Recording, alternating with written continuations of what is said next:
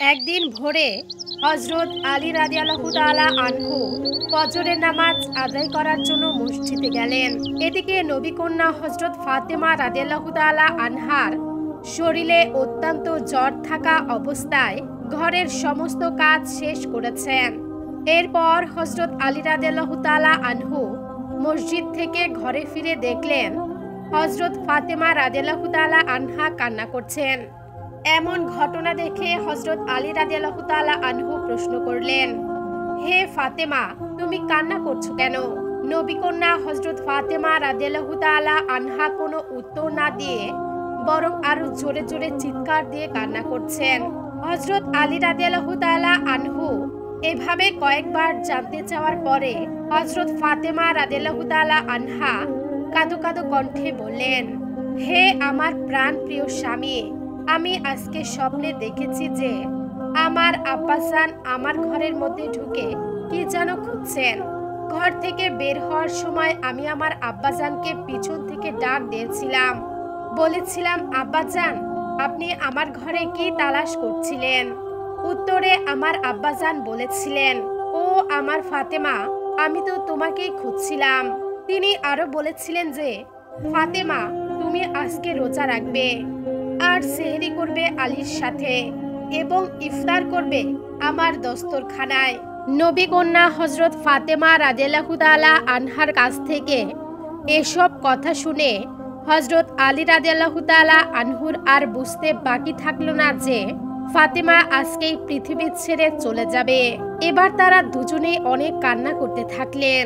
এমন সময় হজরত হাসান ও হুসাইন রাদিয়াল্লাহু তাআলা আনহু দৌড়ে এসে তার আম্মাজানকে জিজ্ঞাসা করলেন, ও আব্বাজান, ও আম্মাজান, আপনারা দুজনেই কাঁদছেন কেন? নবী কন্যা হজরত ফাতেমা রাদিয়াল্লাহু তাআলা আনহার একটি অভ্যাস ছিল, তিনি দুঃখ ও সুখে নবীজি রওজা শরীফে যেতে বলতেন। হাসান ও হুসাইন রাদিয়াল্লাহু তাআলা আনহুমাকে যেতে বলতেন। তেমনি তিনি তার ছেলেদেরকে আজকেও বললেন, ও আমার কলিজার টুকরা, তোমরা দুই ভাই এখন তোমাদের নানার রওজায় চলে যাও। মায়ের আদেশ পেয়ে হজরত হাসান রাদিয়াল্লাহু তাআলা আনহু ও হুসাইন রাদিয়াল্লাহু তাআলা আনহু দৌড়ে নবী সাল্লাল্লাহু আলাইহি সাল্লামের রওজা শরীফে চলে গেলেন।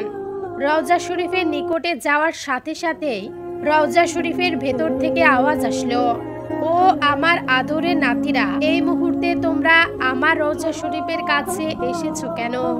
আমার কাছে তো তোমরা সব সময়ই আসতে পারবে। এখন যাও আর গিয়ে তোমাদের মায়ের চেহারার দিকে তাকিয়ে থাকো, কারণ আজকের পর থেকে তোমরা আর তোমাদের মাকে দেখতে পারবে না। ওইদিকে হজরত ফাতেমা রাদিয়াল্লাহু তাআলা আনহার শরীর আরো বেশি খারাপ হতে লাগলো। তিনি কষ্ট করে দেওয়ালে হেলান দিলেন আর পরপারে যাবার আগে তিনি হজরত আলী রাদিয়াল্লাহু তাআলা আনহুকে তিনটি অনুরোধ করলেন। হজরত ফাতেমা রাদিয়াল্লাহু তাআলা আনহা বললেন, হে আমার প্রাণের স্বামী, যেদিন থেকে আমি আপনার ঘরে এসেছি ওই দিন থেকে আজ পর্যন্ত আমি আপনাকে অনেক কষ্ট দিয়েছি। হে আমার স্বামী, আপনি যদি আমাকে ক্ষমা না করেন তাহলে কিয়ামতের দিনে আমার কারণে আমার আব্বাজান অনেক লজ্জিত হবেন। তাই আপনি আমাকে ক্ষমা করে দিন।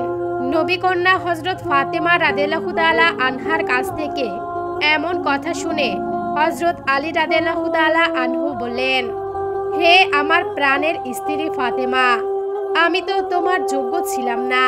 তোমার আব্বাজান মেহেরবানি করে তোমার সাথে আমার বিবাহ দিয়েছিলেন। বিয়ের দিন হতে আজ পর্যন্ত আমি তোমাকে পেট ভরে খাবার দিতে পারিনি।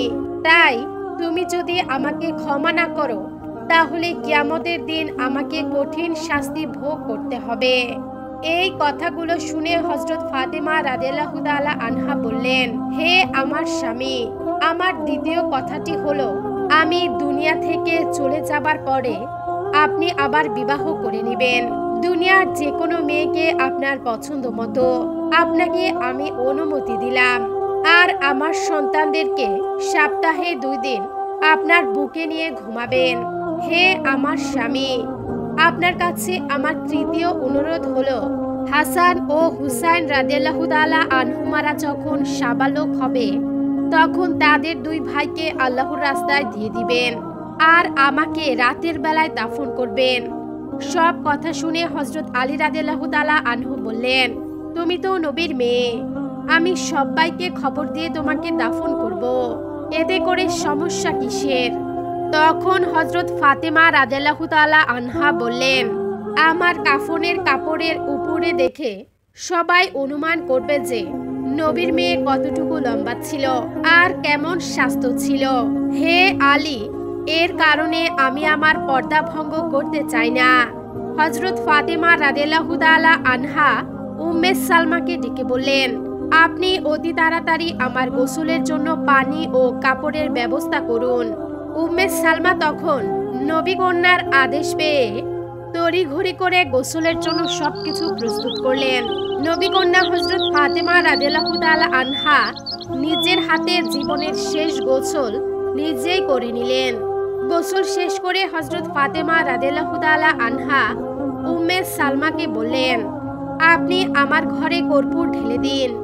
এরপর হযরত ফাতেমা রাদিয়াল্লাহু তাআলা আনহা তার বিছানায় শুয়ে পড়লেন আর সকলকে বললেন, আপনারা সকলে এখান থেকে বের হয়ে যান আর বাহির হতে ঘরের দরজা বন্ধ করে দিন। নবী কন্যা হযরত ফাতেমা রাদিয়াল্লাহু তাআলা আনহার কথা মতো উম্মে সালমা এবং উপস্থিত সকলে বের হয়ে গেলেন আর বাহির হতে ঘরের দরজা বন্ধ করে দিলেন।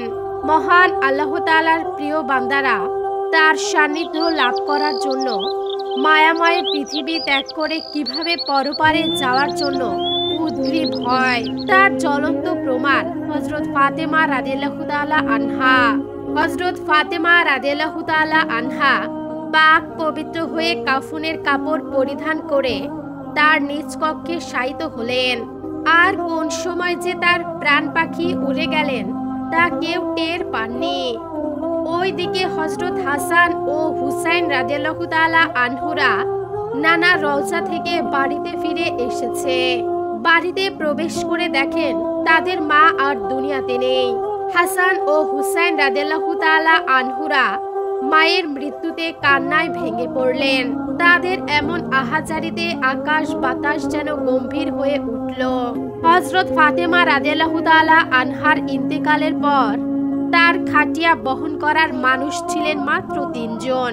হযরত আলী রাদিয়াল্লাহু তাআলা আনহু ও নবীজির চাচা আব্বাস রাদিয়াল্লাহু তাআলা আনহু আর ফজল ইবনে আব্বাস রাদিয়াল্লাহু তাআলা আনহু। হযরত আলী রাদিয়াল্লাহু তাআলা আনহু ভাবছিলেন খাটিয়া বহন করার জন্য আরো একজন মানুষের প্রয়োজন, তবে যেন চারকোনায় 4 জন কাঁধে নিতে পারবে।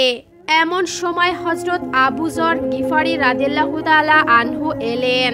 হযরত আলী রাদিয়াল্লাহু তাআলা আনহু প্রশ্ন করলেন, হে আবু যর, আমি তো কাউকে কিছু বলিনি, তাহলে আপনি ফাতেমার মৃত্যুর খবর জানলেন কিভাবে? হযরত আবু যর গিফারি রাদিয়াল্লাহু তাআলা আনহু বললেন, হে আলী, আল্লাহর রাসূল সাল্লাল্লাহু আলাইহি ওয়াসাল্লামকে আজকে আমি স্বপ্নে দেখেছি। তিনি আমাকে বললেন, হে আবু যর, আমার ফাতেমার খাটিয়া বহন করার জন্য লোকের অভাব, তাই তুমি তাড়াতাড়ি সেখানে যাও। এরপর হযরত ফাতেমা রাদিয়াল্লাহু তাআলা আনহার খাটিয়া 4 জনে মিলে সেই কবরস্থানের কাছে নিয়ে গেল। যখন হযরত ফাতেমা রাদিয়াল্লাহু তাআলা আনহাকে কবরে নামানো হচ্ছিল, তখন আবু যর গিফারি কবরের কাছে গিয়ে কবরকে উদ্দেশ্য করে বলল, হে কবর, তুই কি জানিস আজকে তোর মধ্যে কাকে রাখা হচ্ছে? ইনি হলেন জান্নাতের নারীদের সর্দারনী। এমন প্রশ্নে কবরের মধ্য থেকে কোনোই আওয়াজ আসলো না। আবু যর গিফারি রাদিয়াল্লাহু তাআলা আনহু আবারও বললেন, ইনি হলেন হযরত আলী রাদিয়াল্লাহু তাআলা আনহু এর স্ত্রী। এরপরেও কবরের মধ্যে থেকে কোনোই আওয়াজ আসলো না। আবু যর গিফারি রাদিয়াল্লাহু তাআলা আনহু আবারও কবরকে বললেন, ইনি হলেন হাসান ও হুসাইন রাদিয়াল্লাহু তাআলা আনহুমার আম্মা। এবারও কবর থেকে কোনোই আওয়াজ আসলো না। আবু যর গিফারি রাদিয়াল্লাহু তাআলা আনহু আবারও বললেন, ইনি হলেন দৌজাহানের বাদশাহ আল্লাহর প্রিয় নবী হযরত মুহাম্মদ সাল্লাল্লাহু আলাইহি ওয়াসাল্লামের আদরের কন্যা। খবরদার কবর, ইনার সাথে কোনো রকম বেয়াদবি করিস না। এরপর কবরের মধ্য থেকে আওয়াজ আসলো। কবর বলল, আমি অন্ধকার ঘর, আমি সাপ বিচ্ছুর ঘর, আর আমি এমন একটি ঘর যার মধ্যে কোনো বংশ পরিচয় কাজ হয় না। আর আমি কাউকে চিনি না, আমি শুধু চিনি ঈমান ও আমল। এই কথা শোনার সাথে সাথে আবু যর গিফারি চিৎকার দিয়ে বেহুশ হয়ে গেল। হাদিসে বলা হয়েছে, হযরত আবু যর গিফারি নিজের জন্য আর কখনোই কোনো ঘর নির্মাণ করেননি। হযরত ফাতেমা রাদিয়াল্লাহু তাআলা আনহার ব্যাপারে কবরে যদি এমন কথা হয়, তাহলে আমি আপনি তো কিছুই না। অতএব সেই অন্ধকার ঘরে যাওয়ার জন্য নিজেকে প্রস্তুত করুন। সেখানে চলবে না কোনো টাকার গরম, আর সেখানে চলবে না কোনো ক্ষমতার বাহাদুরি, এবং সেখানে চলবে না কোনো বংশ পরিচয়। সেখানে শুধু দেখা হবে ঈমান ও আমলের পরিচয়। মহান আল্লাহ তাআলা যেন আমাদের সকলকে সঠিক পথে পরিচালিত করেন। আমিন।